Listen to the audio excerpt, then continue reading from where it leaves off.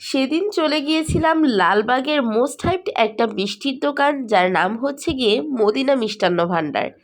এই জায়গায় এর আগেও অনেকবার আসা হয়েছে, তবে সেভাবে ভিডিও ক্লিপ কখনোই নেওয়া হয়নি, কারণ এত বেশি পরিমাণে মানুষের ভিড় থাকে, ভিডিও আসলে নেয়ার মতো কোনো স্কোপই পাওয়া যায় না।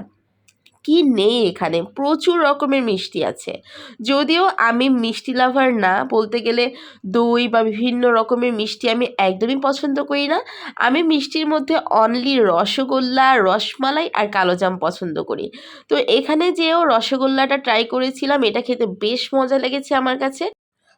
এরপর ট্রাই করলাম ওদের এই বড় সাইজের রসমালাইটা। আসলে এই মিষ্টির নামটা কি আমি বলতে পারি না, দেখে দেখে অর্ডার করেছিলাম। আর এখানে প্রচুর পরিমাণে ওরা জাফরান ইউজ করেছিল, আর মিষ্টিটা খেতে এত বেশি মজা ছিল। আর এই লুচিটা, গরম গরম লুচি দিয়ে এটা খেতে আরও বেশি ভালো লাগছিল।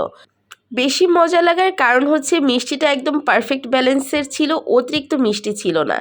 এরপরে লুচি দিয়ে ওদের এই গরম গরম চাটাও ট্রাই করলাম, আর চায়ের কালার দেখেই বোঝা যাচ্ছে যে এটা খেতে কতটা মজার ছিল। দেন খাওয়া দাওয়া শেষে একটু ঝাল ঝাল কিছু না খেলে তো হবেই না, তাই গরম গরম বেগুনি এই টকটা দিয়ে ডিপ করে খেয়েছিলাম।